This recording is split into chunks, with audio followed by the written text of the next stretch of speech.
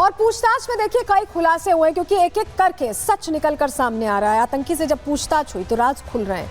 आतंकी अब्दुल ने बताया है कि वो आईएसआई और आईएसकेपी यानी Islamic State Khorasan province module से जुड़ा हुआ था। राम मंदिर पर हमले की फिराक में था ये, इसके लिए तैयारी कर रहा था और आका के आदेश का बस इसे इंतजार था। राम मंदिर की रेकी कर इसने जानकारी जुटाई थी और अन्य धार्मिक स्थलों की भी जानकारियां जुटा रहा था। तो सिर्फ राम मंदिर टारगेट पर नहीं था। आतंकी अब्दुल से एक पेन ड्राइव भी मिली है और पेन ड्राइव में हमले का ब्लूप्रिंट मिला। जो तैयारी इसने की थी उसकी जानकारी मिल गई है। अब्दुल के फोन में राम मंदिर की फोटोज हैं। एक तरह से रेकी के दौरान उसने वो फोटोज खींची होंगी और कई और धार्मिक स्थल हैं जिनकी फोटोज मिली है। यानी एक बड़े स्तर पर नुकसान पहुंचाने की तैयारी थी और अब अब्दुल से लगातार पूछताछ हो रही है पुलिस लाइन में और घंटों की पूछताछ में कोशिश ये की जा रही है कि एक एक सच्चाई सामने निकाली जाए। हमारे सहयोगी की रिपोर्ट आपको दिखा रहे हैं। वैसे अब्दुल से जो है लगातार पुलिस की टीम जो है वो पूछताछ कर रही है। अभी की पूछताछ में ये खुलासा हुआ है कि अब्दुल के पास से एक पेन ड्राइव मिली है जिसमें हमले की योजना दर्ज थी। इस पेन ड्राइव में राम मंदिर और अन्य धार्मिक स्थलों से जुड़ी अहम जानकारियां भी मिली है। सूत्रों के मुताबिक अब्दुल रहमान राम मंदिर के एडमिनिस्ट्रेशन ब्लॉक पर हमले करने की साजिश रच रहा था। वह सिर्फ अपने हैंडलर्स के आदेश का इंतजार कर रहा था ताकि हमले को अंजाम दिया जा सके। और ऐसा माना जा रहा है कि अभी भी जो पुलिस की जो टीम है यानी कि हरियाणा एसटीएफ जो है यूपी के कई जगहों पे रेड कर रही है क्योंकि ऐसी इनपुट मिले हैं कि जो इसके संपर्क में जो लोग थे जो जहां पे छिपे हुए हैं उन जगहों पे रेड की जा रही है। फिलहाल पुलिस लाइन पलवल में जो पुलिस की टीम है वो यहाँ पर मौजूद है। इसके अलावा ये पूरी साजिश आईएसकेपी एक मॉड्यूल का हिस्सा है जो अब्दुल तक ही सीमित नहीं। जांच से ये पता चला है कि इस मॉड्यूल के अन्य सपोर्टर्स और स्लीपर सेल जो है अलग अलग शहरों में एक्टिव हो चुके हैं जो कि हमले की साजिश को अंजाम देने के लिए तैयार हैं। अब्दुल के मोबाइल फ़ोन से कई व्हाट्सएप ग्रुप का पता चला है जिसमें विदेशी आईपी एड्रेस से जुड़े नंबर भी पाए गए हैं। तो इससे कहा जाए कि पुलिस को कई अहम जो सबूत हैं वो मिल रहे हैं जिससे ये बात जाहिर हो रही है कि आतंकी अब्दुल जो है एक बड़ी आतंकी साजिश को अंजाम देने की तैयारी कर रहा था। तो बड़ी तैयारी कर रहा था आतंकी अब्दुल, लेकिन अब्दुल है कौन, कहां का रहने वाला है, उसके बारे में थोड़ी जानकारियां आपको दे देते हैं क्योंकि यह हैरान करता है कि भारत में रहकर ही भारत के खिलाफ साजिश रच रहा था अब्दुल रहमान। अयोध्या के मिल्कीपुर का ही निवासी है और वहीं से ये रेकी कर रहा था। राम मंदिर के पास जाकर अब्दुल ने 10वीं तक की पढ़ाई की है और चिकन और मीट की दुकान चलाता था।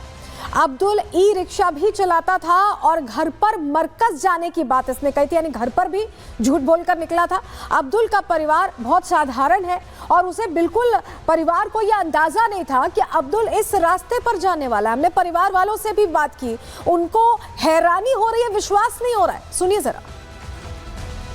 तो भाई हम यही कहना चाहते हैं, अगर मेरा लड़का दोषी है तो भाई उसको सज़ा मिलनी चाहिए, लेकिन उसकी इंक्वायरी होनी चाहिए। भाई निर्दोष भी है, हो सकता है कि भाई उसको पूरा यानी इंक्वायरी होकर उसको फिर जैसा हो मामला उसको करना चाहिए।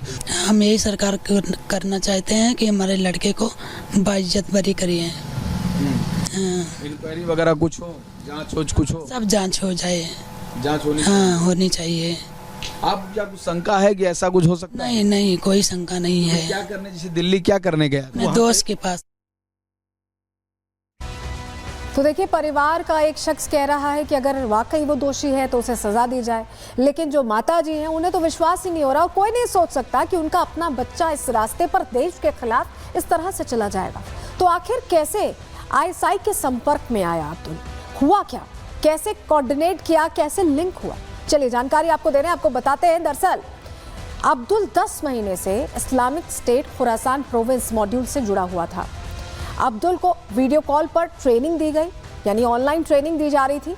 अब्दुल अपनी दुकान पर बैठकर बाकायदा ट्रेनिंग लेता था और ट्रेनिंग के दौरान अब्दुल को कई टास्क दिए गए थे। पहले टास्क देकर चेक किया गया कि कर सकता है कि नहीं, और उसके बाद अब्दुल ने भरोसा जीतने के लिए सारे टास्क पूरे भी किए। टास्क पूरे करते हुए राम मंदिर को उड़ाने की साजिश भी ऑनलाइन रची गई है। ऑनलाइन कॉल में ही सब कुछ कोऑर्डिनेट किया गया, सब कुछ बताया गया और उसके बाद अब्दुल को ये लगने लगा कि वो अब बड़ी साजिश को अंजाम दे सकता है और उसके बाद अब्दुल बकायदा लेने चला गया वो धमाके का सामान जिसके जरिए वो ज्यादा से ज्यादा लोगों को हताहत करना चाहता था, राम मंदिर के पास साजिश रचना चाहता था। और सिर्फ राम मंदिर नहीं, उसके निशाने पर था और भी मंदिर थे। लेकिन ये ISKP क्या है, इस्लामिक स्टेट खुरासान प्रोविंस है क्या, बताते हैं आपको। ISI ने एजेंसियों से बचने के लिए इसको बनाया है।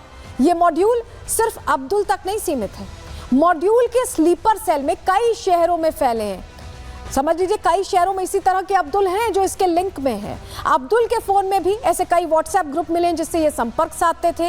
इन ग्रुप्स में पाकिस्तान के कई नंबर भी शामिल हैं। सुरक्षा एजेंसियां अब इन नंबर्स की जांच कर रही हैं, पता करने की कोशिश कर रही हैं। व्हाट्सएप ग्रुप में कोड में ये चैट करते थे, यानी व्हाट्सएप में भी क्लियर बातचीत नहीं करते थे, कोडिंग के जरिए बातचीत होती थी। कुछ उन्होंने कीवर्ड्स तय किए हुए थे, उससे बात होती थी।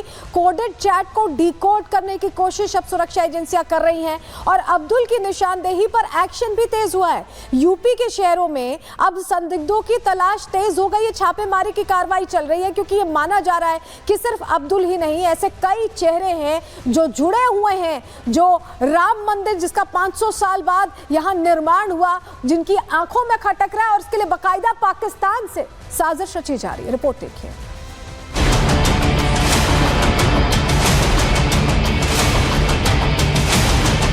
देश में सनातन का झंडा जब से बुलंद हुआ है, अयोध्या में भव्य राम मंदिर बना है, तब से आतंकी और पाकिस्तान में बैठे उनके आकाओं की नींद उड़ गई है। आतंकी इस कदर बौखला गए हैं कि वो किसी भी हाल में अयोध्या और राम मंदिर में दहशत फैलाने की साजिश रच रहे हैं। यूपी एटीएस ने आज पूर्वांचल में ताबड़तोड़ छापेमारी की है। पूर्वांचल के आजमगढ़, बलिया, मऊ, इन जिलों में यूपी एटीएस ने पहले से निशानदेही के आधार पर लोगों को मार्क कर रखा था, जिन पर आज एटीएस ने छापेमारी करी। अलग अलग जगहों पर एटीएस की अलग अलग टीमें पहुंची, जहां लोगों को गिरफ्तार किया गया। उनसे अब आगे पूछताछ की जा रही है। पाकिस्तान से जुड़े कनेक्शंस भी खंगाले जा रहे हैं। ऑनलाइन डिजिटल प्लेटफॉर्म्स का इस्तेमाल करके उनके मोबाइल एविडेंसेस से भी डेटा कलेक्ट किया जा रहा है, जिसके बाद आगे की इस पूरे मामले में तफ्तीश देखने को मिलेगी। अयोध्या में उमड़ रही श्रद्धालुओं की भीड़ पाकिस्तान की खुफिया एजेंसी ISI को भी खटक रही है। यही वजह है कि ISI ने राम मंदिर को दहलाने की साजिश रची, लेकिन सुरक्षा एजेंसियों ने न सिर्फ समय रहते ISI की साजिश का भंडाफोड़ किया, बल्कि इस साजिश को अंजाम देने वाले आतंकी पर भी शिकंजा कस दिया है। राम मंदिर आस्था का केंद्र, जहां पर लाखों लाख आदमी आ रहे हैं, दर्शन और पूजन कर रहे हैं, और वहाँ पर इस प्रकार की मानसिकता रखने वाला हिंदुस्तान में ये दुर्भाग्यपूर्ण है।